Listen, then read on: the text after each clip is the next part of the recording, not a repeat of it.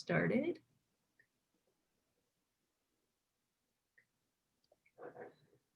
Okay. Good evening, everyone. Thanks for coming to Yummy Monday. My name is Janet Forrest. I'm one of the adult program coordinators at the Nantucket Athenaeum, and I appreciate everyone coming out for our virtual event. Tonight, we're going to be hear a presentation from Grant Sanders on taking care of and cooking with your cast iron pans. This was personal preference for me because I acquired 3 cast iron pans about a year ago, so I'm still learning how to take care of them. And this has been a hobby of Grant's for about 5 years. So without any further ado, I'm going to spotlight him and we'll begin. Thanks, Grant. It's a pleasure. Thank you, Janet. And as Janet said, I'm Grant Sanders. I'm going to share my screen because I like all ad people, I had to create a deck in order to make this work. So I work in the advertising business. I work as a creative director and a strategic coach for clients. But I have a few different hobbies, and one of them, oh, hold on a sec. One of them is cast iron cookware. And specifically vintage cast iron. There's lots of, all of what I'm going to say applies to cast iron you could buy at Walmart tomorrow, but I particularly collect vintage cast iron because there's a lot out there, and I'm assuming, Janet, the cast iron that you acquired was handed down to you by people who had used it for years. And I got into it, I read an article about cast iron because I love to cook, and I try to cook, at least 10 or 12 times a week, maybe even more. Depends on what's for dinner. And I saw a segment on America's Test Kitchen where they were talking about the difference between regular cast iron and vintage cast iron. I had cast iron in the past. I didn't really dig it because of all the things you had to do with it to take care of it, and it was so much easier to take a stainless steel pan and throw it in the washing machine, the dishwasher. But I saw this vintage segment on America's Test Kitchen, and then I just ran into a number 6 Griswold pan that it's the one that's pictured right there, that was at a garage sale, and I decided to give it a go. And I started reading more about how to restore it and how to take care of it. And then before you know it, I had this long commute, 5.5 hours each way, to an ad agency where I worked in Connecticut, and there were a lot of junk shops and antique stores and different antiques malls along the way, and it gave me something to look forward to on that long commute. So that's what I did. I started to look for cast iron pans, and my collection grew. I think currently I have 19 different pieces of cast iron cookware, but I've purchased probably 45 different pieces and then given half of them away to friends and family. So why vintage cast iron? What's the difference between vintage and regular cast iron, like a good Lodge pan that you could buy at Home Depot or at Walmart? Well, the history of cast iron is fascinating to me. This is why I love it. It's a uniquely American art form. It started out with these single foundries all around the country, and they would buy a form to make cast iron, and a blacksmith could make a cast iron pan. And a lot of these original early cast iron pans were called gate mark pans because they didn't have a brand on them. They just had a little mark on the bottom where they were separated from the mold, and it was the gate where you poured the molten iron into the form. And the other thing I like about it is that a cast iron pan, or any kind of cookware that is 100 years or more old, is as good today as it was 100 years ago. I have pans in my possession that are just as good today as they were back in. I have one pan that's from 1889 or 1890, which is amazing. I love the history of it. Cast iron that's older, especially pre 1960, has a smoother cooking surface and it's lighter weight than modern cast iron. But as a result, it's a little more brittle and a little more susceptible to cracking. So you can't treat it. It's not bomb proof, but it is. It's a little easier to work with, and the cooking surface being so smooth means that it can be virtually non-stick. It's healthier than modern non-stick pans, you know, Teflon pans from the 60s and 70s, and then some of these newer non-stick pans. I have some of them. I've got a really great Wusthof pan that I love that's non-stick that I can make a nice omelet in. But you know, I reach for a cast iron pan most often these days. It's a fun hobby. It's a great gift. I give them to a lot of people. I love looking for them. I love searching for them. It's really fun to find a little treasure in an antique store or a junk shop somewhere. I really enjoy that part of it. And if maintained properly, it's an indestructible nonstick pan. Whereas, you know, we all know that if you use a metal spatula in a Teflon pan, it's game over. You have to get a new pan. It's ready for the trash. So here's a little teaser, a little sizzle. So the great thing about cast iron is you can get a really beautiful sear in a cast iron pan. So I shot that in my apartment in Hartford. So what are the brands? What are the vintage brands that are most desirable? Griswold, which was in Erie, PA, they are no longer in business. That pan with the steak in it is the pan that you're looking at right there. It dates back to 1895 to 1910. That's when they made this particular style of pan in Erie, PA. Then there's Wagner. Wagner makes a really good pan, just like Griswold, where they did. They were in Sydney, Ohio, and their pans are thinner and lighter, and as a result, they're harder to find because a lot of the best pans were used, and then they cracked. Lodge from Pittsburgh, Tennessee, still in business today. They make great pans today. They made amazing pans in the past, and many of them didn't have the name Lodge on them. So you can tell if it's a Lodge pan if it has little notches in the heat ring on the bottom. One notch or three notches indicates it's a Lodge pan. And then in Alabama, there was a foundry called Birmingham Stove and Range. They make some excellent pans. A lot of my new friends on Facebook who are from the South, they swear by their BSR pans. And then some other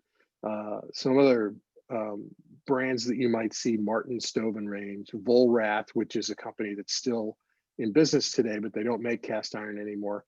My Pet is a fun little foundry that had cute little sayings on the bottoms of their pans. And then I already mentioned the Gatemark pieces that are older than a lot of the ones that I'm listed here. So where do you find vintage cast iron? Well, the most expensive and easiest place to find them is eBay and on Facebook groups. There are Facebook groups that buy and sell cast iron pans, and I belong to some of them. And you can go on eBay, and if you are looking to fill out a collection, for example, I have all of the pans in a series for the same style of pan, except for the number 4 pan and the number 9 pan.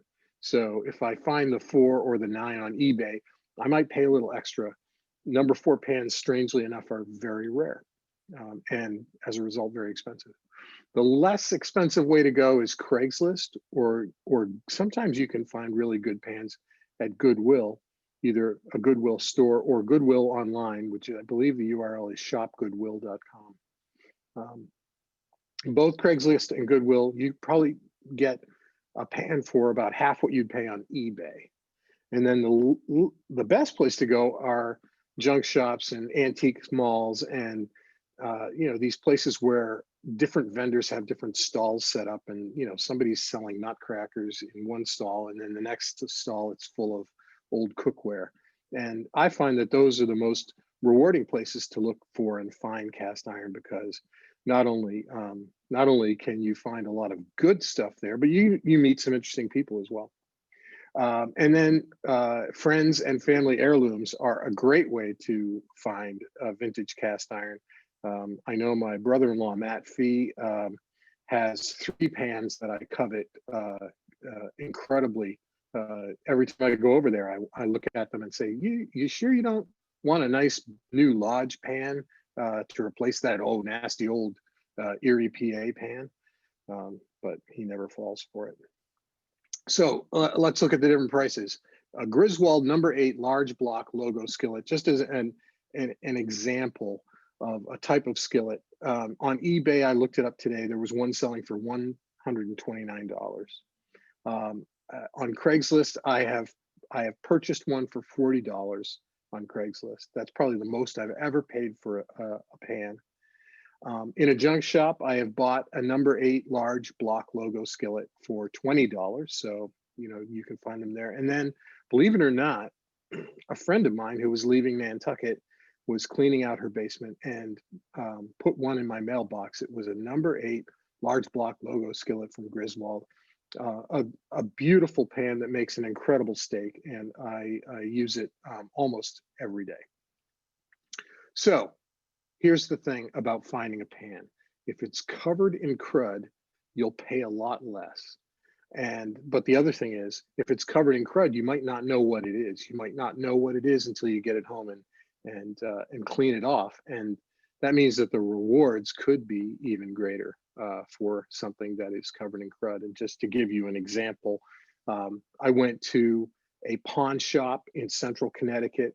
There were 2 pans there. I bought them both, had no idea what they were because they were just literally covered on the outside. I couldn't even see what shape the handle was because whoever had these had used them and used them and used them and only cleaned the inside cooking surface, not the outside.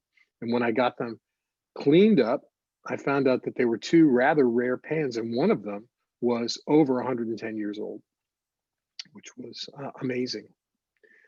So how do you restore a pan once you get it home, once you buy it? So first you have to get the old carbon off the pan, the seasoning as they call it. You have to re-season your pan, and first you have to get the old seasoning off. And there are 3 ways to do that, right? An E-tank or an electrolysis tank, which is normally used to clean like engine parts and things like that. It's a great way to get rust off of old iron parts. And basically it's a tub with water in it and 2 electrified, they call them anodes, and they send a current through the water and through the cast iron pan, and that current will remove both rust and old seasoning from the pan. That it's a very involved setup. It's expensive to create one, but if you have a lot of pans to do, it might be a good way to go. The next way to go is a lye tank, and this is the way I do it now. It's still involved, but it's a lot less expensive to do because all you need is a plastic bucket, 5 gallons of water, and 1 pound of lye, which is sodium hydroxide. And lye is used to make soap. Lye is used as a drain cleaner, but it is it's very caustic, and it's basic. And I'll talk a little bit about lye after that. But the other form of lye that you can use if you just have 1 or 2 pans to do is Easy Off in the can with the yellow cap on it. And the great thing about that is you can do an experiment. You can just spray the Easy Off on it, throw it in a plastic trash bag, tie up the plastic trash bag, leave it in a warm place for 2 weeks or a week, and then take them out, wear gloves, and clean them off. And that's a great way to remove the old seasoning from a cast iron pan. Okay, so let's just a warning about lye. Lye is very dangerous stuff, and the reason it's dangerous is because it creates something called an exothermal reaction. So if you pour a pound of lye into 5 gallons of water, that water will warm up. And that's the way to do it. You pour the lye into the water.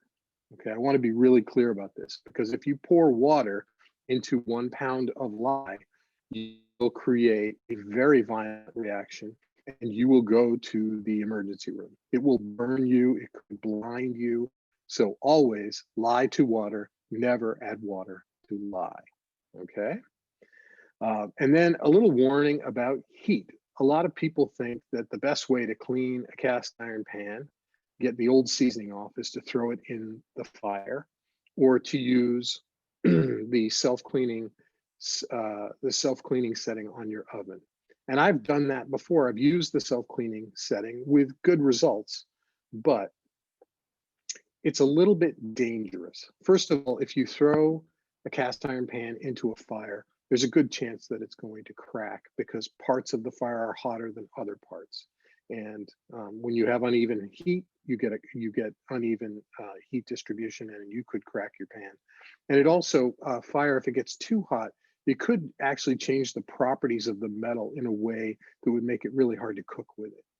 It can warp it, and so you don't want to throw a pan into the fire. And your self-cleaning oven is another way that a lot of people like to clean their pans, but I don't recommend it simply because if you have an old pan with a lot of built up grease and carbon on it, and you put it in your oven and turn it on self-cleaning, that pan can get 800, 900, or 1,000 degrees. And it's not going to hurt the pan, but you can create a fire. And the thing about your self-cleaning oven is it locks when it's self-cleaning. So if a fire starts inside your oven, it's very hard to open it up and get a fire extinguisher in there. So I don't recommend using the self-cleaning oven. Okay. So once you get the carbon off, once you get the old seasoning off, then you have to look at whether there's rust on the pan. And there usually is some rust on your pan, especially if it's an old pan that you got out of it came out of somebody's estate sale or it was in somebody's basement. There's always a little bit of rust, and that's easy to mitigate. First of all, if you have an electrolysis tank, that takes care of that automatically along with the seasoning. But the best way to get rid of rust is a 50-50 solution of white vinegar and water. And you leave that pan in the vinegar and water for 30 to 40 minutes, no more. You can leave your pan in a lye tank for 2 or 3 weeks, but you don't want to leave a pan in vinegar and water for longer than 30 or 40 minutes because it will start to eat away at the metal, and that's not good. And then you scrub well between each step down to the bare metal, and you'll know that it's the bare metal because it will smell like a copper penny. It will smell like metal, and you'll know it when you see it. And there will be metal on your fingers when you're scrubbing it. After you take it out of the lye, you use gloves, but when you scrub it after you take it out of the vinegar, you can use your bare hands. And the thing about when you get it all scrubbed off and down to bare metal, you can use a little plastic scrubber. You can use some steel wool as long as you don't scratch it too much. You get all the black stuff off, get it down to the bare metal. The next thing you want to do is dry it and season it right away, because a bare metal cast iron pan, especially on Nantucket where we know how humid it can be, will flash rust right away. I mean, it will turn red within an hour, but some rust will form on the pan right then and there. So what you want to do is dry it with paper towels or a rag, and then immediately put some kind of oil on it everywhere. Okay, just to protect the surface. So, and I'll talk about seasoning in a bit, but I want to show you my lye tank first because it's so exciting to me to be able to share this with people. There I am. I'm going to wave to the camera here. Hi, everybody. And you can see this lye, I've used this lye for about a year now, year and a half, and it's still as powerful as when I put it in there. And you can see the gunk that's just forming on, that's just flaking off that pan. It was completely covered before. And so satisfying to take something out of the lye and see that gunk just fall right off of it. Okay, so the first seasoning is the most important. Okay, and what is seasoning? Well, it's basically a polymerized layer of fat that bonds to the metal of the pan. Okay, fat, when you heat it up, it polymerizes. It creates a really strong, almost plastic layer of fat that protects the pan and keeps it from rusting. Okay, and that's why you want to season it right away. Okay, and the first seasoning is really 5 or 6 layers of seasoning, because that's what is going to keep your pan looking black forever.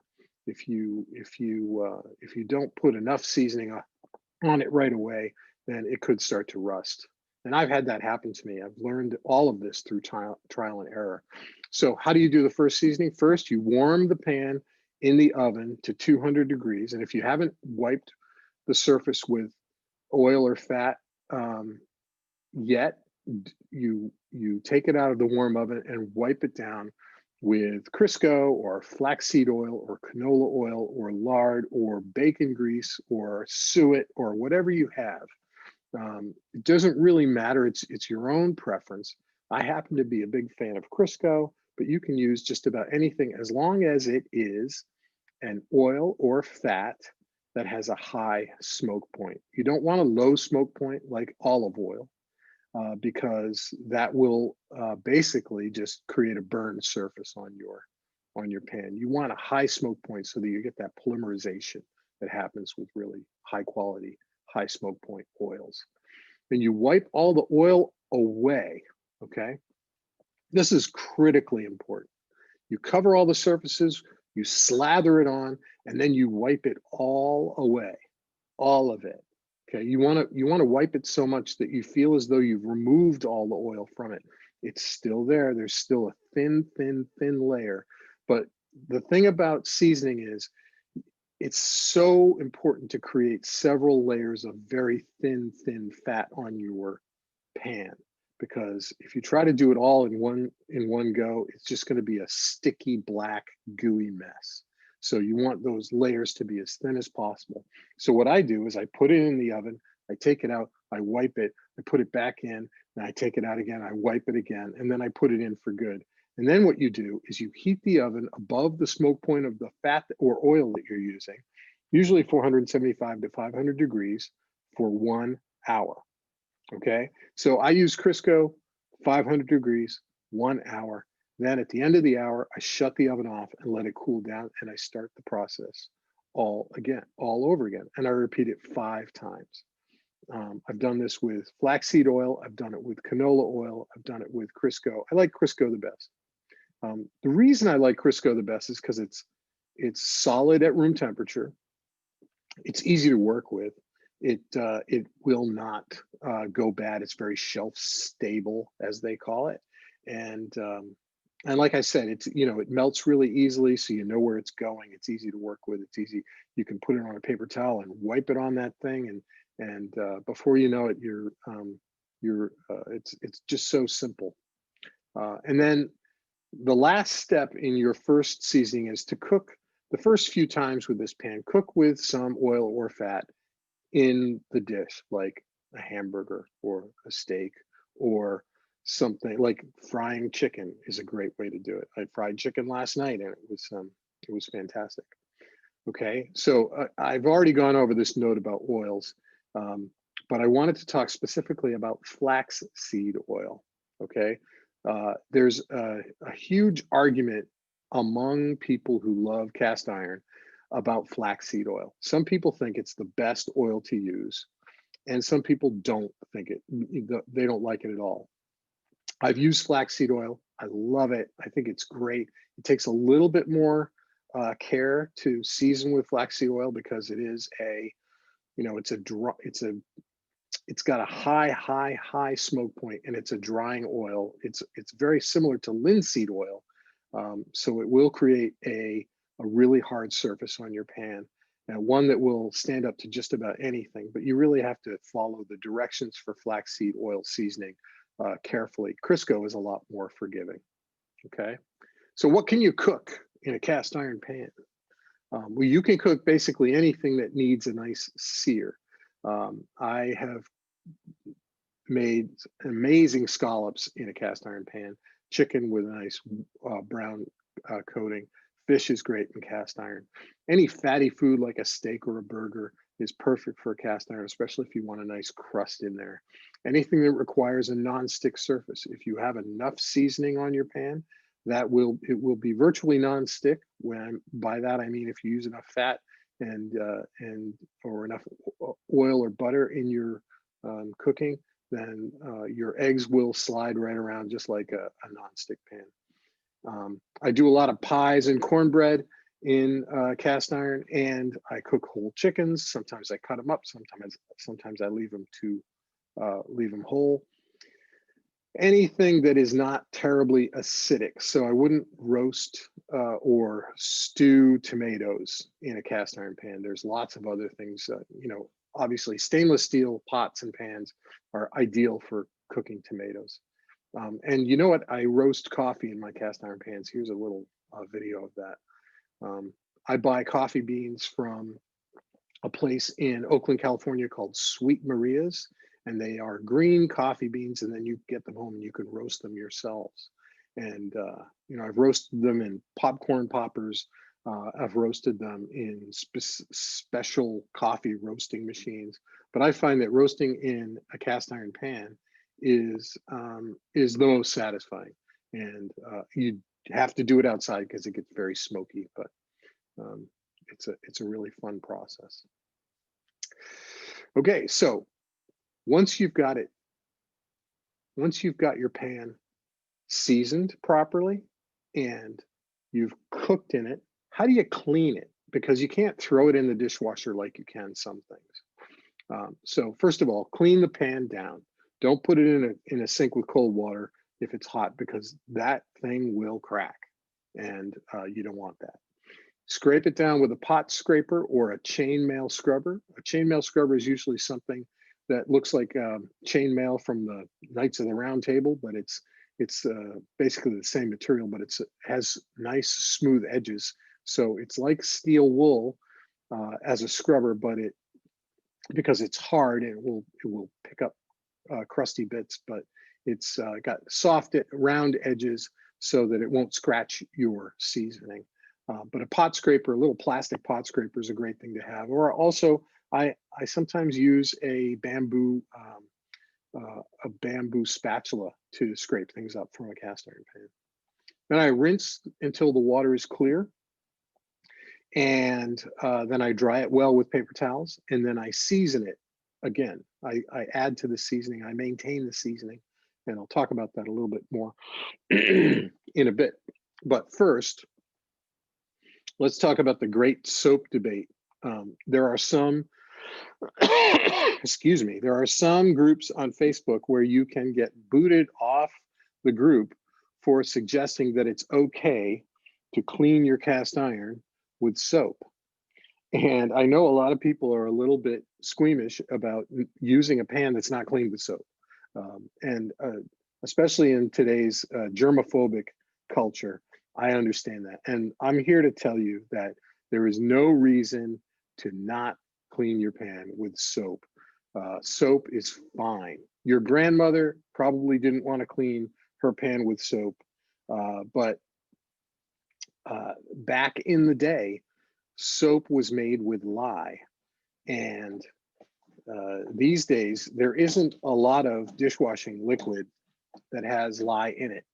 Most of the soaps are just a mild detergent, and it's perfectly okay. It won't hurt your seasoning one bit to clean your pan with soap. And so don't let anybody say that you can't clean with soap. I'll talk about that a little bit more. This other method for cleaning cast iron is a great way to go if you have something that's really, really sticky. Like sometimes some people put too much oil in, or they've you know, maybe you fry something and the oil is stuck to the bottom of the pan. So this is a great way to clean really sticky or stubborn surface. You make a paste with kosher salt, coarse kosher salt, and some oil like canola oil. And then you scrub that with paper towels at room temperature, or you can heat it lightly over the stovetop and just scrub that with a paper towel, or take some paper towels, wad them up and hold them with a spatula or a pair of tongs and just get in there and scrub it with this coarse salt.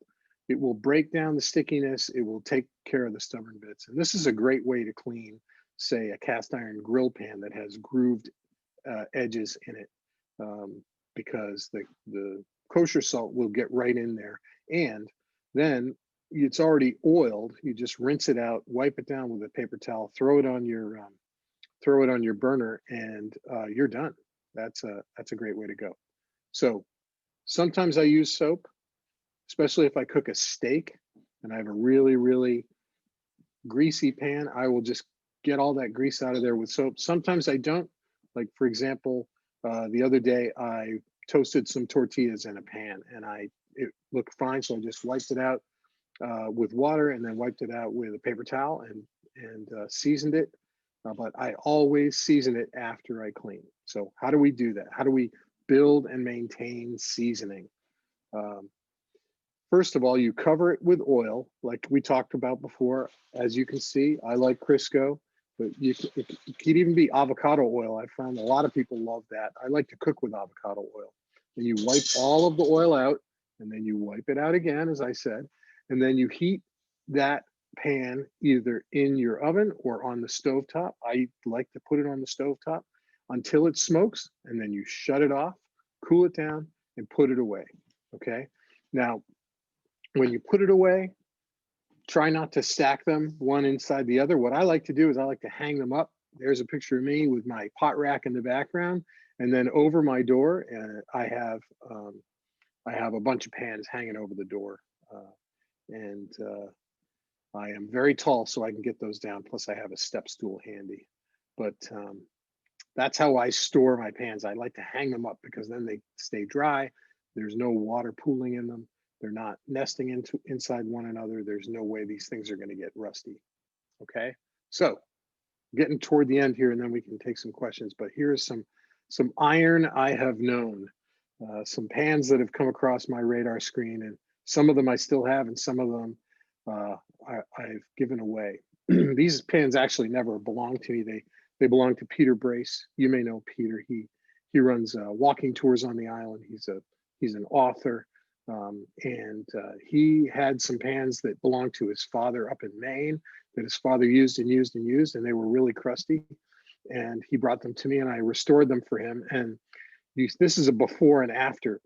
So you can see the pan that the larger of the two pans was so crusty that neither of us knew that this thing was actually chrome plated until it came out of the lye bath. And then I shined it up really good. The other pan is a number 5 Lodge pan. And you can see there are 3 notches in that heat ring, the ring that goes around the bottom. That's called the heat ring. And when you see 3 notches like that, you know it's a Lodge. And that's probably one of the nicest pans I've ever seen. Had the glass-like cooking surface. Okay. This is a pan that I love. It's very near and dear to my heart because it belonged to my mother-in-law, Sandra Fee. I don't know if anybody knows Sandra, but she and Henry used to run Henry Sandwiches, and my wife used to get grilled cheese sandwiches made in this very same pan. So every year at Thanksgiving, I make my wife her favorite apple pie in her mother's pan, and it's just a little thing that I like to do. And I love to make pies in cast iron pans because it makes the crust so nice and crispy. This is another pan that I found in an old junk shop, and it's actually a very rare pan. It's but people refer to this pan as the double arc Wagner pan. They're very hard to find. And I got this pan for $11. It was, and I could have sold it on eBay for a couple $100. It's just that nice a pan. And when I cleaned it up, and it was so smooth on the inside and the outside, and very light. Like the same pan made today would be about double its weight. It was like light as a feather. I loved it. This is what's known as a Scotch bowl, and you hang it out over a fire, or you put it on a small burner on a cast iron stove, and you can make soups or lentils or all kinds of things in this. It's sort of like the original wok of its day, but I love my little Erie cast iron bowl. This thing is about 115 years old. And it was just rusty as anything when I got it, and I was able to make it super smooth. And we actually keep dog food in it now. The dog doesn't eat out of it, but we put the dog's treats and food in it. This is an old Erie number 7 pan that was so crusted I didn't even know what it was, and it was a big surprise. This is right when I got it out of the lye tank. That was fun, and that's it. So I'm going to stop sharing my screen, and I'm sure there are questions, and I can also make this this presentation available in PDF form or in Keynote form if anybody wants it. But that's all I have to say, unless you have some questions. Yes, and I'm back. Here I am. I'm going to switch to gallery view. Yeah, so I'm gonna, since there's a lot of people, I'm gonna have people raise their hand. There's a little button on the participants window to raise your hand. Can people see that? If not, you can, that might be too complicated. Go ahead, just unmute yourself and ask a question if you have one. Does anyone have a question? No, I have a question. Can you explain? Whoa. Oh, did someone have a question? I got a question. Yeah, go. Yes. Hi, it's Woody. Hey, Woody. Hey, Grant. Grant, I'm constantly amazed at everything that you're into. These cast iron pans, I'm also very surprised you use soap and very disappointed. But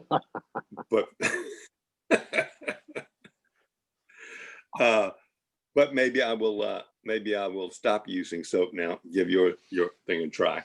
But so once you've, I use coconut oil. Have you ever used that to season? I haven't, but coconut oil is very much like Crisco in that it's solid at room temperature, and it's a nice high smoke point oil, and I'm sure it would be fine. I've never talked to anybody that's used coconut oil, but it sounds like a good oil to use. I've got Lodge pans, and then this forged iron pan, and they had recommended the coconut oil, and I love it. I mean, it's a really nice way to go. But I guess my question is, when you cook something like hamburgers or stuff that gives it sort of a crust on it, how do you get rid of that crust? I mean, how do you keep it like a really smooth? Well, you know what? I have to get up and go to my sink and get my chainmail scrubber, and so that I can. It looks like it's rigid.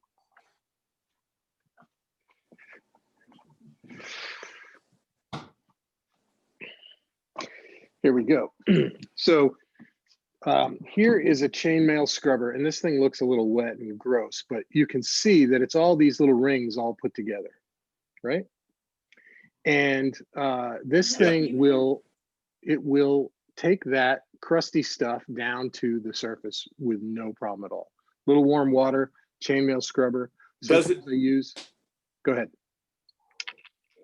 It doesn't get rid of the seasoning? No, because it has smooth edges. It just gets rid of the junk that's on there. And then, you know, you can use like a plastic scraper, a pan scraper, Lodge makes a bunch of really good pan scrapers, and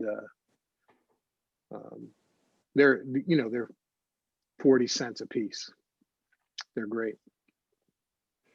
All right, well, thank you for this. I'm very jealous of your cast iron collection Well, I and have inspired. it's sort of like a lending library, you know, so. All right, thanks. I have a question. I have about a 6-inch cast iron pan. It has no marking on the bottom, but it's got like a dimpled exterior around around it on the outside. Do you know what that would be? And it's my favorite because I love the size of the pan and it's got a good seasoning. Well, if I could see the bottom, I could probably tell you, but it sounds like it's a Lodge hammered pan. Does it have a ring around the bottom? It doesn't have a ring around the bottom. All it Mhm. has, I can hold it up. Well, I don't know how to get the Well, video. that's okay. I can ask you to start your camera, so hold on 1 second. Okay, You should get a prompt to turn on. my video. There you go. Here we go. This is the bottom, Mm-hmm. and you see the dimples? Yes, they called that a hammered finish. Okay. And, okay, so do you think it's a Lodge? It's likely a Lodge. Can I see the handle? Yes, the handle has 2 little markings, sort of at the base there, Like little dots. like little dots. Yeah, I believe that's a Lodge, but it could be a Chicago foundry, because I've seen a lot of Chicago foundry Mhm. pans like that are hammered. But that's a Okay. great pan. You I know, love those- it. I love it. And I have a Griswold, and I have a Ware, something that says Ware. Yeah, probably Wagner ware. Okay, Is good. it like in a pie shaped logo? It's right here. Can you see Yep. it? That's Wagner ware. That's Yep, what- Okay, good. Thank you. that's a great pan. I love my pans, but they weigh a ton. And the older you get, the harder it is. Well, I've been thinking about starting a new business where I lend myself out to people just to come over and shake their pans for them. Well, actually, on that point where they're so heavy, we have 3. Actually, and we have a grill one now that I know how to clean it. I might try to get it cleaned up. But we were tempted to hang them. I'm just worried about our walls. Like, I'm worried about safely hanging them because they're so heavy. Do you have any recommendations for that? Yes, yeah, use multiple lag screws and consult a good carpenter.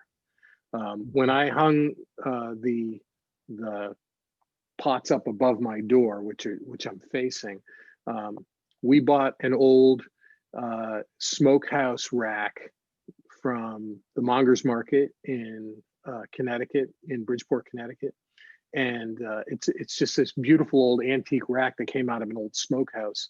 And I drove 8 lag screws into the top plate of the wall.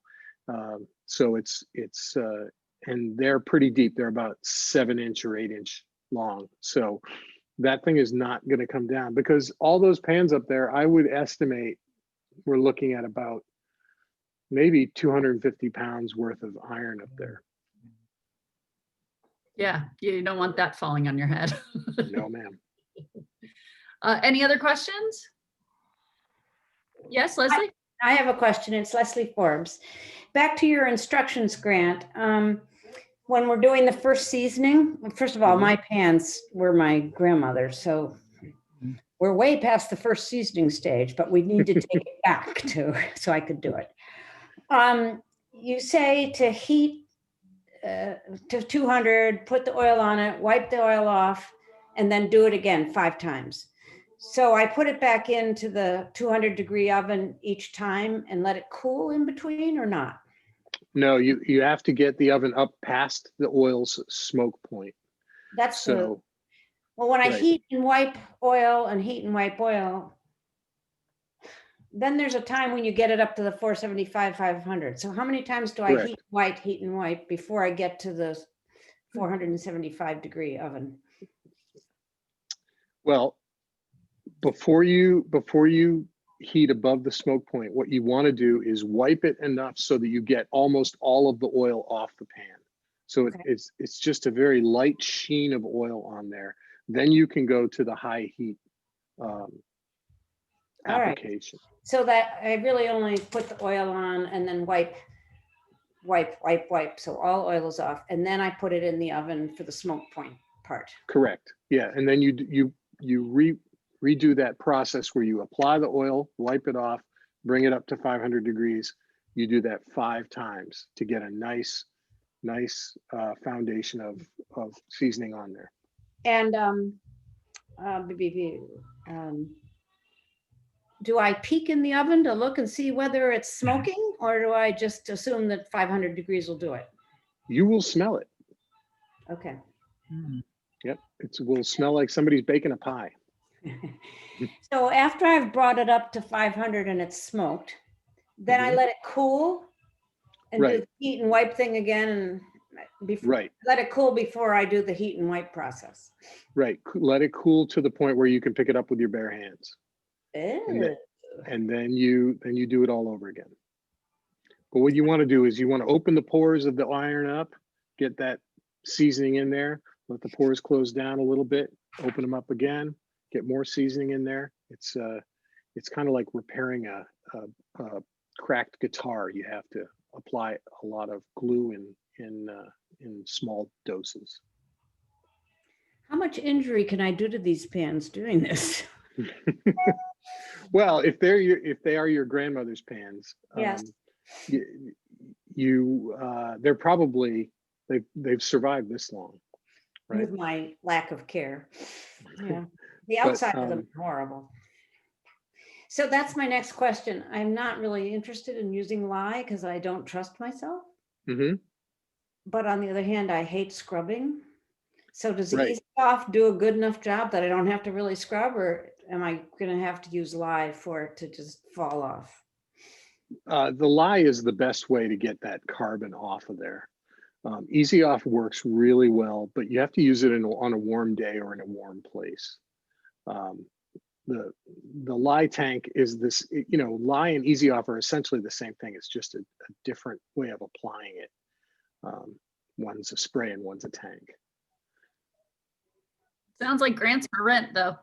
Pardon me? It sounds like you can rent Grant to go over and do it. Can I come Yeah, over well, and drop my pans into your tub? My tank is empty right now, so yeah, come by and I'll bring it in. I'll bring it inside so the tank stays warm, because right now it's out in the garden. And you said 2 weeks in a lye tub?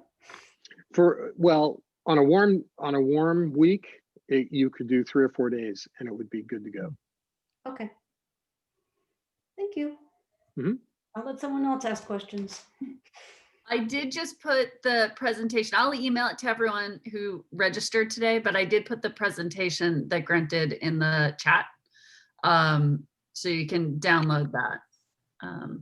Does anyone have any questions? Oh, Jim, you have your hand up. Go ahead. Grant, back when there was a take it or leave it, we acquired a very large skillet that I don't think was ever used.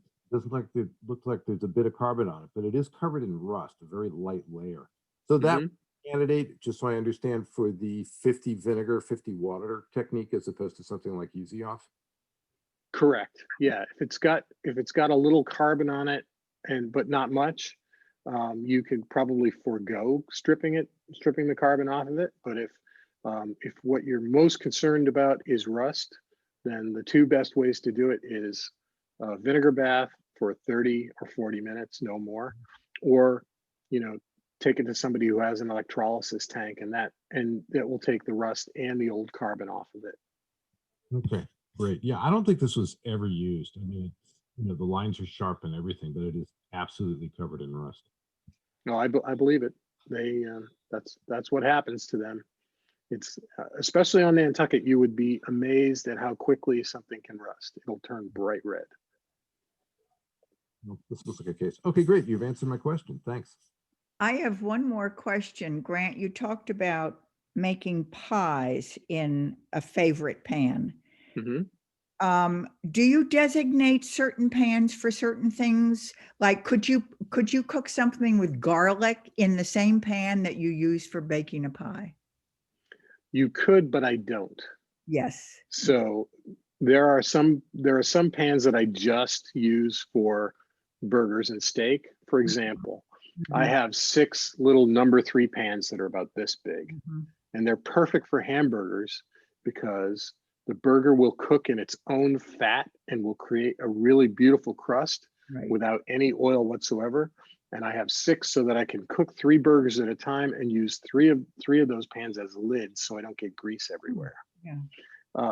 So that I use those for burgers and for chicken pot or turkey pot pies at the holiday time. There's one pan I use there's actually 2 or 3 pans that I use for cornbread or pies. They're number 8s and number 10s. And then I have a couple of pans, like a number 6, the first pan I ever got, that is mostly an egg pan because it's got the most seasoning on it and it's the most nonstick. Mhm. So, but generally speaking, if you do a good job of rinsing it out, wiping it off, and adding to your seasoning, you won't get any Residue. holdover in the flavors from one dish to another. Okay. We have time for a few more questions. Anyone else? I'll ask again if there's no one else asking. So back to cooking eggs in a cast iron skillet. Mhm. Start with, heat the pan up first and then put the egg in. No oil. Oh no, I use oil. I'll use butter or oil. Sometimes a little olive oil, a little butter. And what I do is if you're using butter, this is a little trick that I learned from like Jacques Pepin. It's you want the butter to stop foaming before you put the egg in, because that water that's evaporating is going to keep your pan at 212 degrees until the water's gone. It's not going to get hot enough to fry or scramble an egg until after that water's gone. Mhm. So, so I like to put an egg into a hot pan with, it's not swimming in butter, but it's enough butter to coat the bottom of the pan. Mhm. Thank you. I might try. I got a grill a couple of years ago and I haven't used the outdoor burner or the side burner on it because I was like, oh, I'll just use my stove. But do you have any tips or anything I should be aware of if I want to use my cast iron pans outside on that side burner of my grill? Yeah, that's a great question. The side burners on grills are usually pretty powerful. They're like 50,000 BTUs. So one thing that you will want to do on a powerful burner inside or outside is start slow. So heat it to low, heat it to medium, then get it up to high. So a lot of foods really want that pan to be smoking hot. And when I say smoking hot, I'm not exaggerating. I'm being totally literal. You want that pan to literally be smoking before you put the food in. So scallops, smoking hot pan, goes in 30 seconds on one side, 30 seconds on another side. Get that nice brown caramelization, get those scallops out of there, and that's perfect. A steak, you really want it to be smoking hot. There was one time I got a pan so hot that I put the avocado oil in and it caught on fire. And so that was a little too hot, but generally speaking, you want to ramp up. You don't want to put a cold pan on a hot burner. You want to go from low to medium to high. And outside burners are good for smoky foods. Like I said, when I roast coffee, I do it outside on the outside burner because that's a very smoky process. Mhm. Well, and I was even thinking I'd love to do, we don't have a vent or a fan for our stove, so it's hard to cook anything. But I want to do fried chicken or even donuts. Yeah. Something like that, but it's just so hard to do it inside. So being able to do it outside would be great. Right. And you know, when you fry chicken, I have a chicken fryer, which is it's a cast iron pan with like a 4-inch wall to it.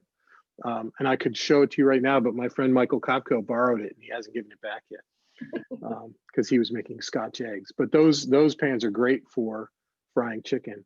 And the other thing about fried chicken is if your oil is smoking, if it's really creating a lot of smoke, it's usually the oil is too hot. I have a really good thermometer that will you can point at the oil and it will tell you what the temperature is. And usually I like to keep my oil around 325, 350 at the most. And that won't smoke, but it will, you know, it will fry the chicken quite nicely. Okay, we have time for one more question. Anyone? Final thoughts, Grant? You know, if anybody has any questions, feel free to contact me. My email address is grant@sand.agency. It's in the back of that deck that I showed. And if anybody wants to use my lye tank when I'm not I'm not using it, just give me shoot me an email, and I'm happy to do some restoration. I did that restoration for Peter Brace, and he gave me a jar of his native honey, which was a nice exchange. So, you know, happy to do a barter program. It's fine with me. That's great. All right. Thank you so much. Thanks so much, Grant. This was wonderful. And thank you everyone for coming. I'll have this posted on YouTube at some point, and I'll email everyone the presentation. So we'll see you soon. Have a great night. Thank you. Thanks. Bye. Thanks, Grant.